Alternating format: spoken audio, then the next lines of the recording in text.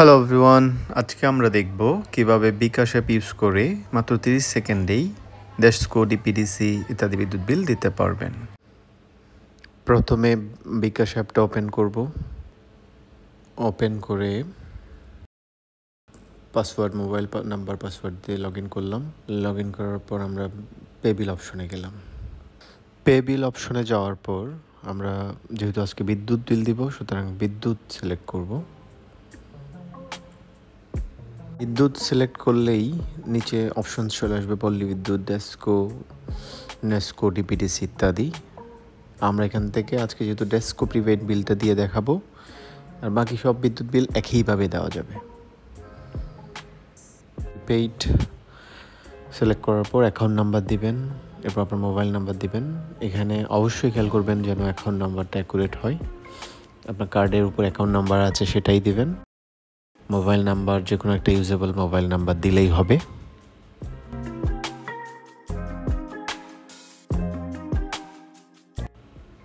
Bill pay করতে এগিয়ে যান, আপনার অ্যামাউন্ট বসান।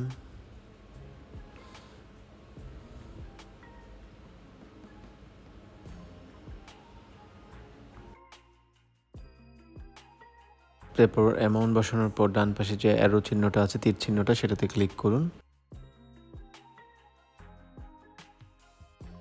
এরপর এরকম একটা পেজ আসবে।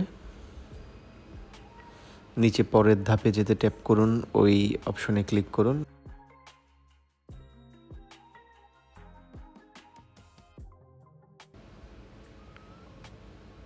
এরপর আপনাকে এই পেজে নিয়ে যাবে। এখানে আপনার বিকাশের পিন নাম্বারটা দিয়ে জাস্ট কনফার্ম করতে হবে। বিকাশের পিন নাম্বারটা দিয়ে নিচে পিন কনফার্ম করুন ক্লিক করবেন।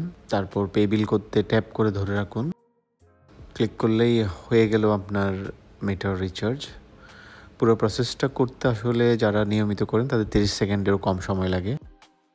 তো এটা যদি আপনি নিয়মিত ওই অ্যাকাউন্টে লগ ইন করতে, এই টাকা রিচার্জ করতে হয়, তাহলে আপনি সেভ করে রাখবেন এই নাম্বারটা, আর সেভ করে রাখে হোমে ফিরে যাবেন। ধন্যবাদ। আর এই ভিডিওটা যদি আপনাদের কোনো কাজে আসে তাহলে আমাদেরকে জানাবেন।